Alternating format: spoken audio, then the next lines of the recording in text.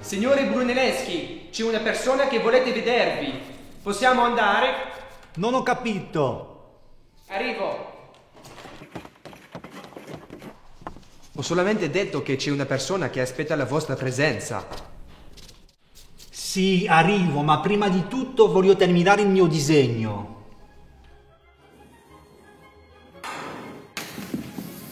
Andiamo. Sì, tu Giorgio. Sì, lo conosco, sì. Ma è buffo. È un buffo.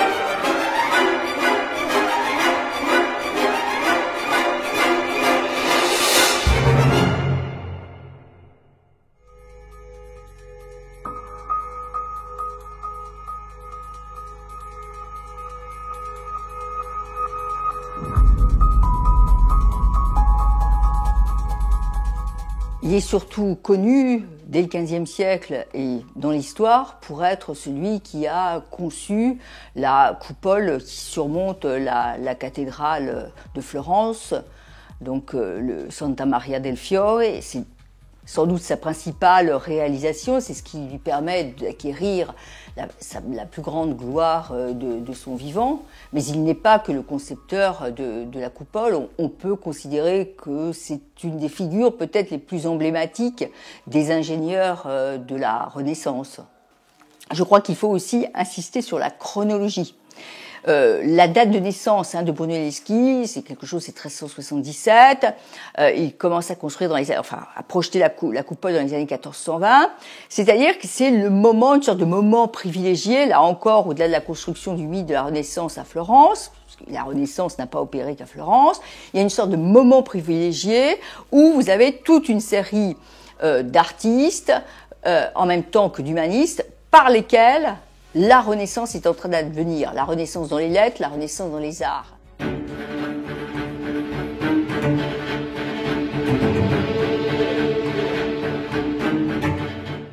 C'était un architecte, évidemment, mais c'est plus qu'un architecte à l'époque qui vous intéresse, au XVe siècle, c'est véritablement le héros de la modernité.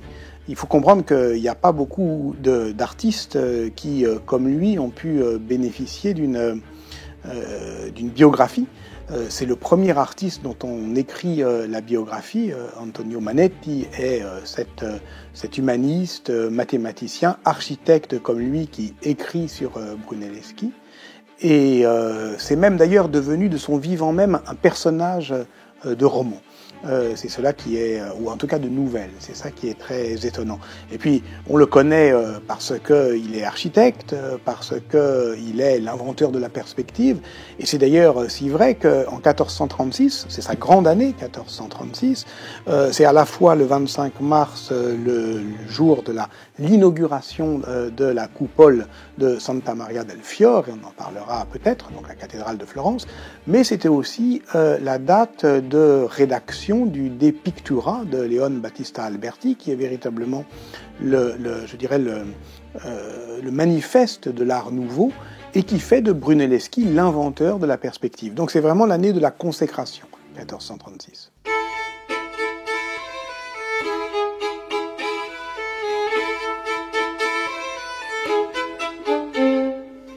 Alors Brunelleschi, donc généralement on le garde plutôt comme le grand architecte, on le reconnaît comme le grand architecte florentin du XVe siècle. Et ce qui est très important peut-être au niveau de son travail, c'est son apport au niveau de la perspective. Donc je vous montre peut-être en premier ce qu'on appelle la représentation hypothétique donc, de son expérience, que l'on appelle la tavoletta. Alors la tavoletta, je pense que je vais faire la démonstration avec ce dessin, je le trouve le plus efficace. Alors Brunelleschi, qu'est-ce qu'il fait? Il peint, alors sur 2 panneaux, pas seulement sur un panneau, il peint sur deux panneaux le Palazzo Vecchio, donc, qui se trouve place de la Seigneurie, et le baptistère donc, de Florence. Donc la démonstration, il l'a fait ici avec cet exemple sur la place du baptistère, c'est-à-dire qu'il se met devant la cathédrale en quelque sorte, en face du baptistère, et il met son panneau peint devant son visage. On voit que ce panneau peint, eh bien, il y a un œil, vous voyez, il y a une ouverture, et en face de lui, il tient un miroir, que l'on voit bien donc ici, qui lui-même est percé. Alors il est justement devant le baptistère, c'est ce qu'on voit avec ce dessin. Et qu'est-ce qu'il veut faire? Il veut faire la démonstration exactement de la ressemblance absolument efficace de son panneau en perspective, c'est-à-dire de sa représentation du baptistère avec les lois de la perspective géométrique qui ont été, on va dire, redécouvertes. C'est sûr que ce n'est pas inventé à la Renaissance, puisque on sait que les Grecs et les artistes romains utilisaient la perspective, mais en tout cas elle est redécouverte à la Renaissance. Donc, on va donner les règles, en quelque sorte, de la perspective, qui est bien sûr l'idée. C'est un artefact, c'est un leurre, en quelque sorte, de la perspective, puisque c'est l'idée de nous faire croire en la 3 dimensions sur une surface à 2 dimensions. Brunelleschi passe pour l'inventeur de cette technique. C'est en tout cas ce que Leon Battista Alberti, qui théorise au fond cet art nouveau dans le De Pictura en 1436, dit. Et donc, il fait de Brunelleschi le héros, parce que c'est une histoire collective, celle de la perspective. C'est une histoire, je dirais, d'atelier. Mais à la modernité, il faut des héros, et il faut que ces héros aient un nom. Et Brunelleschi est le nom propre qui, au fond, ramasse cette gloire.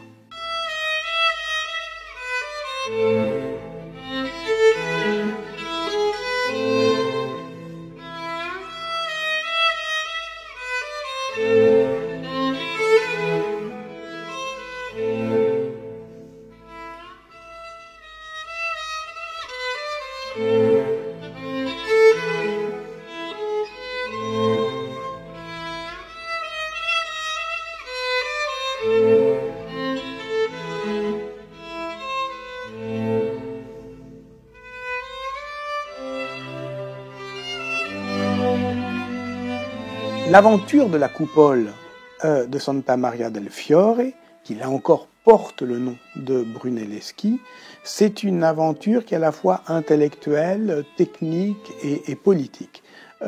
Il s'agit simplement de recouvrir d'une très vaste coupole, plus vaste ou en tout cas plus haute que celle du Panthéon de Rome et d'une seule volée, la grande cathédrale florentine de Santa Maria del Fiore.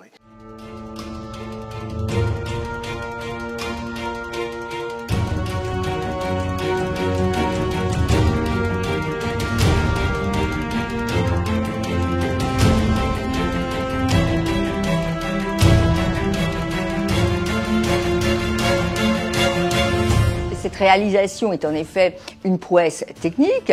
Pourquoi? Parce que c'est la première fois depuis en fait les Romains, et la coupole est en partie inspirée du modèle du Panthéon, que l'on était capable de calculer les poussées, faire des calculs mathématiques pour réaliser cette coupole qui tient en quelque sorte par elle-même. Donc c'est un véritable exploit technique.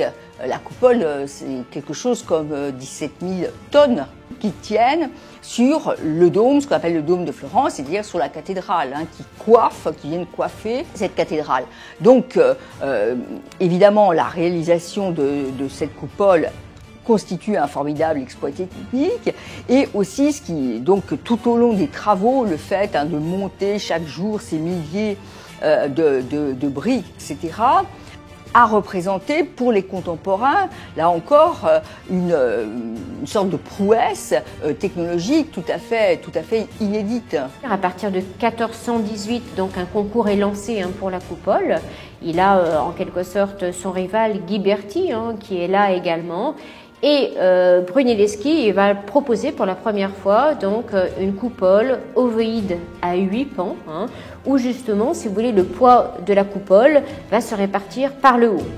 Donc on n'aura plus d'échafaudage de bois, de structure de bois, donc ce qui réduit considérablement le coût. Et en même temps, eh bien, on trouve cette formule absolument innovante. Sauf qu'en 1418, on a encore donc un certain nombre d'architectes qui se présentent à ce concours, et en 1420, eh bien, les tenants du concours vont décider en quelque sorte de retenir 3 figures, 3 architectes, et pour les départager, on va leur demander de penser, donc, et c'est là que Brunelleschi va se démarquer, de penser les systèmes d'échafaudage et de levage donc des pierres, puisqu'avec une coupole de plus de 50 mètres de haut, il va falloir bien sûr élaborer de nouveaux systèmes de levage. Alors c'est là justement que Brunelleschi, on peut parler de la figure de l'ingénieur, puisque regardez, il va étudier en partie un traité très très célèbre, qui est celui de Giorgio di Martini. Giorgio di Martini, Francesco di Giorgio di Martini, c'est le maître de Léonard de Vinci. Et on va comprendre pas mal de choses aussi sur l'art de Léonard de Vinci quand on lit ce traité, puisque lui, il crée un traité des machines avec donc des systèmes assez complexes de poulies, de levage, d'engrenage, que Brunelleschi va construire véritablement. Et au moment du concours, en 1420, pourquoi il va être retenu? Eh bien, c'est justement grâce à ces machines de levage. Il va donc instaurer un système de levage avec des boffes qui vont tourner toujours dans le même sens. On ne va pas avoir à changer de sens, avec une corde qui fait près de 200 mètres. Et donc, ce système de levage va être très efficace pour lever des charges très très lourdes. Donc, c'est de cette manière que Brunelleschi est une figure d'ingénieur par toutes les machines qu'il a construites en parallèle. Beaucoup impressionné les contemporains. Ce qu'il faut bien voir, c'est que dès sa construction, en quelque sorte, la coupole fait, comme je vous l'ai dit, beaucoup pour la gloire de Brunelleschi, mais en même temps fait beaucoup pour la gloire de Florence, parce que il est dit partout dans toutes les sources du temps que cette éminence, en quelque sorte, surplombe tant la ville de Florence qu'elle peut être vue depuis des kilomètres et des kilomètres autour de Florence. Et ça permet à la Florence, qui est la Florence de la crypto-seigneurie des Médicis, déjà de s'affirmer en quelque sorte comme une capitale culturelle. Et il y a très certainement une exploitation, si vous voulez, idéologique, au sens contemporain du terme, de la construction de cette coupole et de la réalisation de cet exploit technique par le pouvoir politique, par les Médicis et par la communauté florentine dans son ensemble. Et la disposition des briques en arête de poisson. Alors, ce qu'il va faire dans son système, donc ça c'est un procédé de construction de l'Antiquité, il va donc construire sa coupole autour donc d'un réseau de nervures. Et ces nervures, eh bien, elles sont regroupées autour de 8 cercles concentriques. Donc, vous voyez, ça fait une sorte de série d'anneaux autoportants. C'est pour ça que la charge du poids de la coupole va se répartir par le haut. Il va également installer des contreforts qu'on l'on voit exactement ici, donc là aussi un renforcement en même temps, et on peut dire donc que l'on a un principe de 2 coques en quelque sorte, une coque intérieure plus épaisse, vous voyez, on le voit ici, et une au contraire extérieure plus légère. Donc la coupole, il faut quand même voir que c'est un diamètre de 45 mètres, donc c'est assez inouï pour l'époque. Vous vous souvenez que la cathédrale a été construite sans que l'on sache comment couvrir ce dôme immense. C'est Brunelleschi qui arrive au début du XVe siècle avec cette solution et qui enfin va permettre donc le recouvrement du dôme. Et donc dans l'avancement de ces travaux, eh bien, on peut dire que Brunelleschi, ce qu'il va faire, c'est qu'il va engager un certain nombre d'ouvriers qui vont travailler beaucoup d'années sur ce projet, et on considère que généralement la coupole se réalisait par environ 30 cm par mois. Donc imaginez, c'est un délai assez vaste si on considère que les travaux ont véritablement commencé en 1420. L'achèvement, elle a été inauguré en 1436. Donc ça, c'est une prouesse artistique. Alors c'est sûr qu'on se dit, il n'est pas parti de rien, mais en même temps, comme je vous disais, c'est aussi la nouvelle figure de l'architecte. Pourquoi cette nouvelle figure de l'architecte? Parce qu'on a un artiste concepteur. On n'a plus l'architecte qui va sur les différents chantiers, qui va voir les ouvriers travailler. On a une personne qui pense son projet sur du long terme. Donc, il va utiliser la perspective pour réaliser un ensemble de dessins, pour mettre à plat en quelque sorte ses idées. Ses idées, c'est-à-dire son concetto, cette notion qui va être si importante pour les artistes de la Renaissance. Et il va construire aussi un certain nombre de maquettes en bois pour se donner une idée, voyez, en 3D de la construction. Ça, c'est des choses très importantes. Donc, qu'est-ce qu'on a? On peut dire, on a pour la première fois cet architecte moderne, c'est-à-dire un artiste qui va réfléchir à la conception très élaborée d'un projet d'architecture. Donc, on s'éloigne, si vous voulez, de la figure de l'architecte artisan du Moyen-Âge. Et donc, il y a tout un débat entre les différents architectes qui sont en concurrence, en compétition. Et en fait, Brunelleschi va se singulariser en demandant à ses petits camarades, à ses confrères, mais comment vous faites pour faire tenir un œuf sur une surface plane, une surface de marbre? Et aucun ne sait le faire. Et lui, en fait, il parvient en enfonçant un petit peu l'œuf, ce qui lui permet à l'œuf de tenir sur cette surface de marbre. Mais bien entendu, l'authenticité de l'épisode est tout à fait sujette à caution.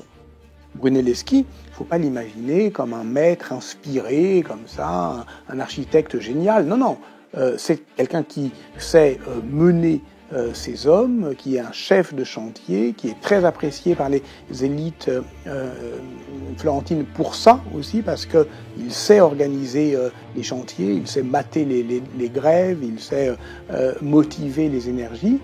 Et lorsque, évidemment, tout est achevé, nous sommes le 25 mars 1436, alors il y a une immense procession, il y a une fête, on amène le pape Eugène IV, et c'est une fête totale, avec de la musique, avec des célébrations, avec des rites religieuses, et Brunelleschi est véritablement le héros de cette coupole dont Alberti dit qu'elle étend son ombre sur tous les peuples toscans, donc c'est dire qu'elle a une renommée immense.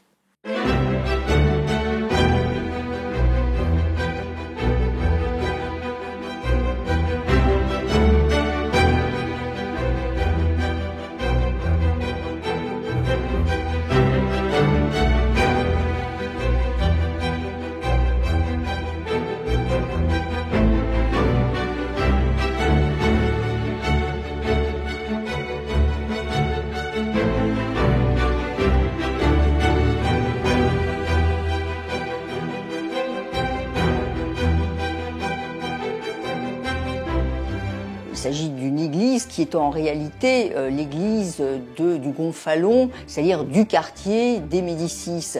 Et Brunelleschi est évidemment très lié à celui qui est devenu la principale figure politique de Florence à ce moment-là, sans avoir aucun titre pour autant, mais qui est donc le premier des Médicis à exercer une crypto-seigneurie. Et donc Brunelleschi va travailler pour pour Côme de Médicis qui finance, grâce aux formidables revenus de la banque Médicis, toute une série de réalisations dans la Florence de la première moitié du XVe siècle. San Lorenzo, il en est, je dirais, l'architecte concepteur, davantage que le chef de chantier. Et d'ailleurs, c'est si vrai qu'une fois après sa mort, en 1446, c'est Antonio Manetti, justement celui qui est le biographe de Filippo Brunelleschi, qui va poursuivre le chantier. Et on dira quand même pourtant que San Lorenzo est une église de Brunelleschi. C'est donc, d'une certaine manière, l'architecture, c'est une griffe, elle se nomme d'un nom propre, elle devient la chose d'une gloire personnelle, et qu'au fond, l'architecte peut ne plus être là, parce qu'il est mort, ou parce qu'il a autre chose à faire, et on continue sur son dessin ou sur sa lancée le chantier. Donc, je dirais que San Lorenzo, c'est important parce que c'est une église qui est signée d'un nom propre, celui de Brunelleschi.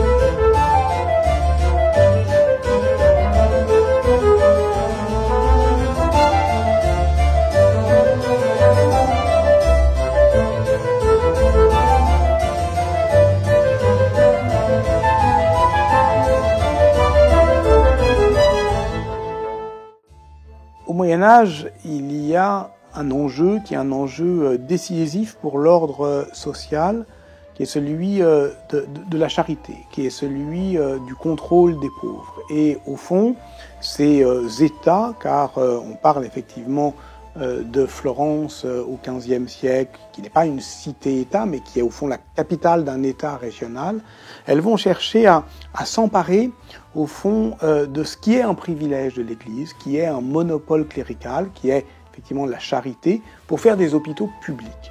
Les premiers, c'est plutôt à Milan, à Sienne, mais dans les années 1440, Florence veut aussi avoir son hôpital et plus précisément son orphelinat.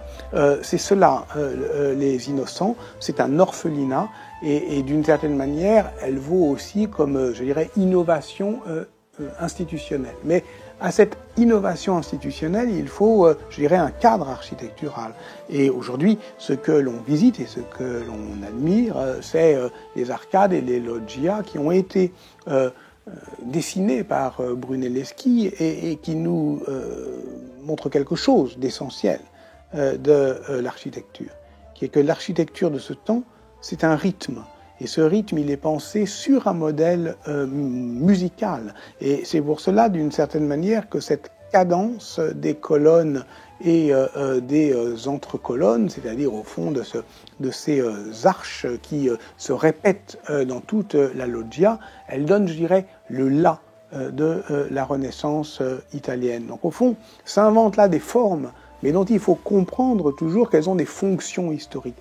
Innovation architecturale, mais qui renvoie à une innovation politique.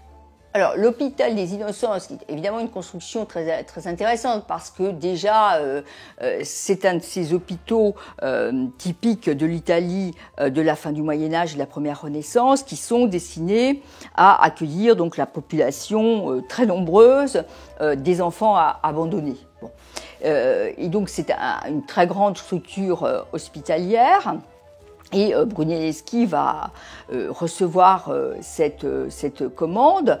Et bien entendu, ce qu'il y a d'assez intéressant, c'est la réalisation architecturale. Il y a réintroduction de tout un vocabulaire à l'antique et en même temps une sorte d'harmonie qui se met en place avec la façade de la Santissima Annunziata de l'autre côté de la place. Alors un lieu très important également pour Brunelleschi et pour l'histoire de l'architecture en général, c'est la place Santissima Annunziata donc de Florence. Donc là, là on peut dire une innovation majeure, puisque Brunelleschi, il va penser son édifice par rapport au lieu. C'est-à-dire que c'est pour la première fois où on a une réflexion urbanistique. On ne conçoit pas seulement son édifice par son architecture, mais là, véritablement, par l'ensemble de la place. Il va en faire un lieu. Regardez, je vous montre le plan de l'hôpital des Innocents. Et là aussi, il va utiliser un module de base. Le module de base, eh bien, ça va être le diamètre de la colonne qu'il va reprendre donc, pour toutes ces loggias donc, de l'hôpital. Alors, on retrouve également la Pietra Sarena, et là, eh bien, on a en même temps des ajouts de médaillons donc, de Luca della Robbia, de la terre cuite vernissée, qui est une recette florentine secrète en quelque sorte de l'atelier de la famille della Robbia, où on représente des médaillons donc d'enfants voyez, naissants, qui sont justement ceux que l'on appelle les innocents, c'est-à-dire les enfants trouvés qui sont apportés à l'hôpital.